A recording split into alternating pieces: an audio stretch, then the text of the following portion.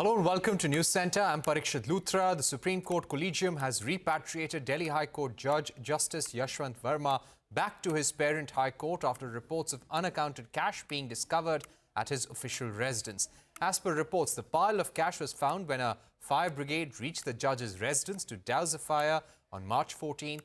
Justice Varma was out of town at that time. The matter was ultimately brought to the notice of the Chief Justice of India. The collegium comprising the apex court's senior-most judges has also ordered an in-house inquiry and said that Justice Varma's transfer to Allahabad High Court, his parent court, is only the first step of disciplinary action being contemplated. However, the Allahabad High Court Bar Association, in a strongly worded letter, opposed his transfer while emphasizing that they aren't a trash bin. The latest extraordinary sequence of events has put the judiciary in a spot of bother. To take this forward, I'm now joined by senior Supreme Court lawyers Sanjay, Hegde, Dushyant. Also on the program is Faizan Mustafa, Vice-Chancellor at the Chanakya National Law University in Patna. He's also the founding Vice-Chancellor of the National Law University in Odisha. Mr. Dave, if I can begin with you, what everyone is asking, is a mere transfer to your parent High Court enough? Well, it certainly is not enough. And, like Prevention of Corruption Act applies to every government official. I mean, the moment this kind of situation develops, the officer is immediately suspended and criminal prosecution is launched. Now, judiciary is protected, unfortunately, to ensure independence of judiciary, and therefore it can't be done straight away. But I do feel that there are exceptions, and if this kind of money, if it is recovered as it is being said, we have no idea about the details. But if it is true, then I don't see why judges should not make an exception in this case and set an example, and not only withdraw judicial work from him straight away, but also perhaps permit the prosecution agencies to launch prosecution against him forthwith. So I think unless you do this, you see, there is no stopping at what is happening. I mean, this, I feel this is a tip of an iceberg. There is large-scale corruption in judiciary, and unfortunately, there are so many honest judges who are being maligned because of few bad rotten apples. And these honest judges, unfortunately, are not able to stand up and speak out against their colleagues, nor is the bar able to stand up and speak. So I think this is a good example or a good situation where I think collegium should set a very, very strong example so that judiciary across the country really understand that this is going to be treated very seriously, and there will be zero tolerance towards it. Mr. Dave, what I'd also like to ask you now, this incident took place around 11 p.m. on 14th of March. There was a call to the fire department, and the fire station 3 kilometers away sent a vehicle to douse the fire, which was in a storeroom. There was a pile of cash that was recovered. Fire department officials, police officials who were first responders saw it. Do you think it is very important to disclose the amount of cash that was discovered? Do you think the Supreme Court, the collegium, should be making that public as well? Well, I am sure the nation is entitled to know what is happening. I mean, judiciary is, part and parcel of our life. And if judiciary hides behind a cloak of secrecy, then I think nothing is left. So judges are, I think, obligated, collegium is obligated, and the police should be permitted, and media should strive to find out from the police, because every day, you are seeing ordinary, cases of criminal cases where all prosecution agencies, including CBI, ED and all, selectively leak the information to the media, and media goes on reporting it left, right and center. So they might as well do it in this case. Nothing wrong about it, because it's important to know. They should also perhaps leak as to what is the link of this cash, probable link to a pending case before the learned judge, if it is true, or, with some other actors who may be involved in this. So I think nothing wrong. You disclose it every day to the media, especially, when it comes to the opposition leaders and critics. And therefore, you might as well do it now. I think nation wants to know, right, and nation should know. All right, Mr. Hegde, coming to you, there have been reports how members of the collegium, an in-house inquiry has been ordered, the judge has been transferred, but there are members of the collegium who were of the view that stronger action was needed to send out a message of confidence, that people should be confident about the judiciary. What is your view, sir? Well, everybody is entitled to have their views. Some may think that a mere transfer is not enough. Well, the transfer was only the first stage. It is going to be followed by an in-house inquiry. The other judges do not have the power of removal from office. That lies with Parliament in an impeachment proceeding, which is a solemn proceeding. Now, before you launch into that, there is going to be an in-house inquiry, and it may very well be that the collegium then, based on the inquiry, suggests to Parliament that the judge concerned be impeached if, in the meanwhile, the judge himself does not take corrective action. Often, this process of putting things out in the public domain is a process also of persuading the judge concerned to see reason. Let me first put it on record that Justice Varma was known to be a well-read, well-mannered, and an industrious judge. Mr. Dave and others may know more, but I have personally not heard of anything going largely amiss with Justice Varma. We do not know what the amount of cash was. We do not know whether there is any plausible explanation. I would, before rushing to judgment, would prefer to let the story play out for a day or two. I do hope, for the sake of the institution, that there is an explanation speedily forthcoming.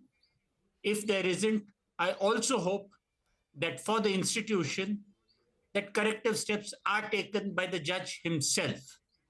The point is that irrespective of the individual, it is the institution which is larger, and the institutional integrity is a burden upon all people, whether from the bar or from the bench. Right.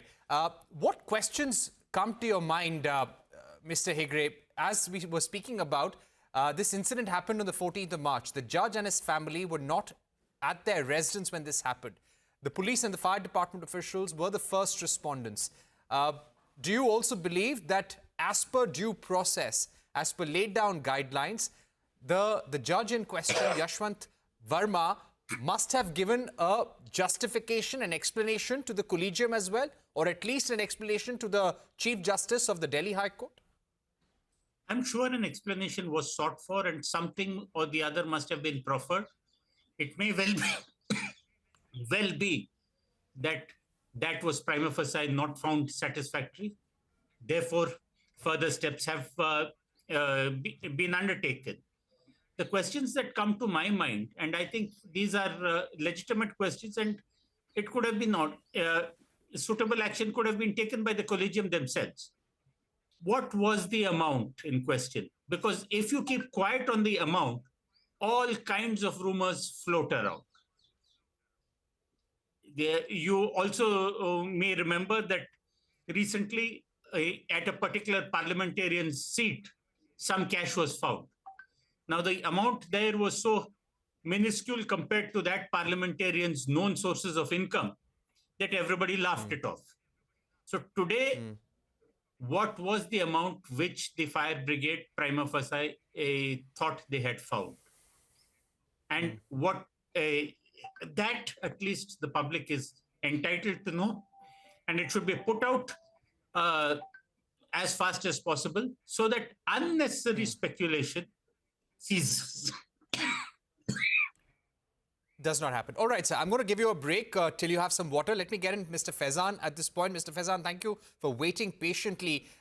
Now, as we were discussing earlier, the collegium has taken note of this. The matter had reached the Chief Justice. An in-house inquiry has been ordered. The judge in question has been transferred. How fast do you think the inquiry is going to take place? And by when do you think this is expected to get over? Because when it comes to corruption in the judiciary, this is a norm. This is a set formula by which investigations take place. How soon do you think a report would be submitted and a final action taken? Thank you very much, Parikshit. First of all, I would say blame me. If you have bad judges or bad lawyers, we law teachers must confess that we have given them degrees and we have not been great teachers. We have not inculcated much needed values in lawyers and judges. So as a law teacher, I must admit that it's our mistake. Having said that, we have been trying to protect judges for a very good reason, that independence of judiciary is to be protected. Judges should not be easily removed. They should not be troubled with frivolous and motivated allegations. I'm not going into the details of Justice Varma and how much money was recovered. I entirely agree with both Mr. Dave as well as Mr. Hegde, but nobody stops Justice Varma from speaking. So he, on his own volition, can come forward and make a statement that this was a... Nobody has taken away his right to free speech. Of course, an accused has a right to silence at trial, but there is no trial as of now. So he can speak if he wants. Now, our experience, Parikshit, of such cases is very disappointing. No timelines can be really talked about. There have been cases from Allahabad itself where a judge was not given a judicial work for over 13 months. No judicial work. And he was given the leave by the government and by the system. I don't know which kind of leave was that. There have been number of such cases where even attempts of impeachment did not lead to any conclusion. There have been political decisions in case of Justice Ramaswamy. There have been cases where, nothing much came out. As a result, many people within the legal fraternity today feel that our judges are not really held accountable. And this transfer thing is also very funny. If you transfer one judge, generally the transfer happens to Northeast, which means that the people in Northeast high courts don't deserve honest, impartial, and competent judges. And I agree with, Hegde that Justice Varma is relatively a good judge, a well-read judge, a reasonably good judge.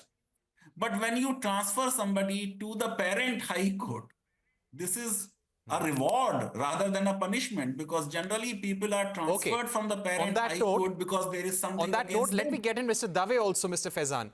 Mr. Dave, the Allahabad High Court Bar Association has put out a very strongly worded statement. The headline there is, "We are not a trash bin." How do you see this? I think it's a correct approach. They are entitled to say that if a judge has been found, ostensibly involved in having unaccounted cash, which leads to presumption of some kind of corruption or some kind of wrongdoing, why should that High Court be saddled with such a judge? So I don't think it is right to transfer him like that. The collegium should have been very careful.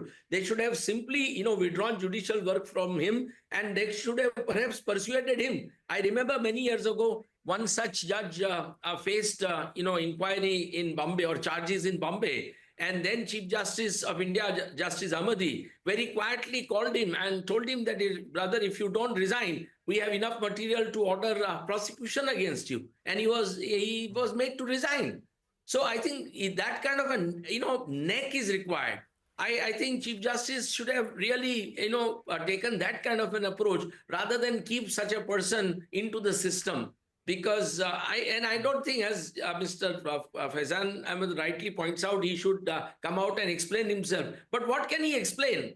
I mean, if you have unaccounted money in your house, presumption is that it is your money. Unless you are harboring it for somebody else. So what can he come and explain also? And I don't think, my own feeling is that, although he was a good judge, and as I agree with both Hegde and Mr. Mustafa, but I mean, I have seen many judges who have been good in the past, in last 46 years, who are ostensibly good, but who are hiding behind that goodness into doing some things which are very wrong. And I have publicly spoken about these judges again and again over the last 25, 30 years. So I feel that, yes, he should not be sent to Allahabad. He should be simply asked to, step down, step away from the work, and perhaps persuaded or maybe cajoled or coerced into resigning by the collegium. All right, let me now go across to Mr. Hegde. Mr. Hegde, now there are two things to it. Do you feel the entire method of investigating corruption in the higher judiciary needs to be revisited? Number two, now there are two bodies which have information about what has happened. One would be the local authorities, the executive, that is the police, the fire department, the law ministry. They would have information, first-hand information of what has transpired. They must have made diary entries of whatever was found, whatever happened at the spot, and possibly the reason for the fire as well. Secondly, you would have the judiciary, which has the information and explanation from the judge in question, and also maybe information from the government. What do you think can be done in future to bring more transparency so that there is confidence in the judiciary, and the average citizen of the country knows that in case there is corruption, it would come out in a very, very transparent manner. It would be there on the Supreme Court website, on government websites, and you would get to know exactly what's happening. Well, it would have to be the judiciary to take a call. It cannot be left to the executive, because the moment you leave it to the executive concerned, you also run the danger that the next time a judge is hearing a sensitive case, at the same time, allegations can be procured or some kind of incident engineered. So therefore, the judiciary has seen to it that any complaints of this kind will not go unanswered. The judiciary has put in its mechanisms. Whether those mechanisms work fast enough, whether they are transparent enough, and whether they are sufficient, that is a matter of debate. But the responsibility of running a clean judiciary must currently vest with the judiciary. The moment you allow outside interference, you will have an imbalance where the independence of the judiciary may be impaired.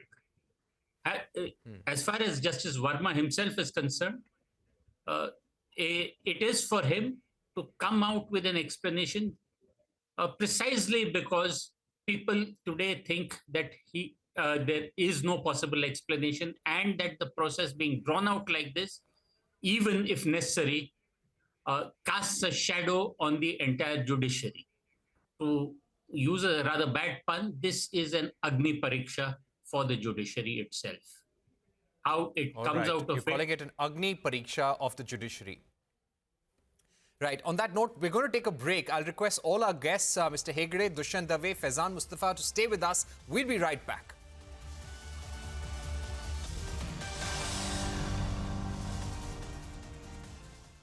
Time for a short break.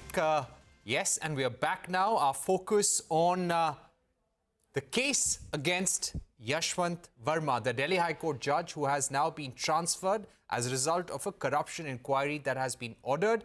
And this inquiry has been ordered by the Supreme Court collegium, this in-house inquiry, and the judge in question has also been transferred.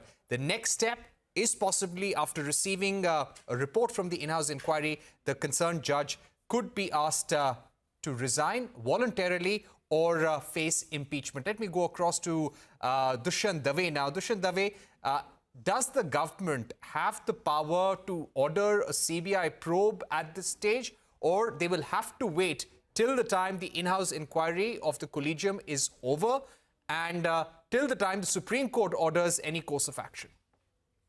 No, I think I forget the citation of that judgment. Sanjay may remind me perhaps, but there is a judgment of the Supreme Court which has said that you can't proceed and prosecute judges without the permission of the Chief Justice of India. So I think perhaps it may be possible for CBI to approach the Chief Justice of India and seek his permission. I don't see anything. This process of impeachment is frankly a failed process. It has not been successful at all in any case. And therefore, and it's a very long drawn process, which does not really do well. If you have to send a powerful message, because there is corruption in judiciary, let's be very blunt about it. And nobody wants to talk about it, sadly. I mean, and I don't think that it's Faizan Mustafa Sahab who should take responsibility for it. The rot has set into the society. So there is no, branch of the government, executive, parliament or judiciary where you don't see corruption. There is no part of even private life where you don't see corruption. Today you go to any club, any society, any company, you will find corruption. So corruption is unfortunately part and parcel of our DNA. And I don't think teachers should take responsibility alone. We all are responsible. For whatever reason, in last 50, 60 years, we have lost our moral character, moral fiber completely. So I feel, and judiciary, if you have a corrupt judge or corrupt judges, then it strikes at the very rule of law, which is the basic structure of the constitution. And if you have corrupt judges, then justice is what is the biggest victim. You can't have corrupt judges. One corrupt judge is not, and there are definitely many more than one corrupt judges across the country. Everybody knows, nobody wants to talk about it. I have myself been, writing about it to Chief Justice again and again in open letters. You have sometimes media has published them, but no Chief Justice has had courtesy to respond. No judge to whom these letters were circulated had courtesy to step in and tell Chief Justice that we must stop the rot. So nobody wants to stick his out.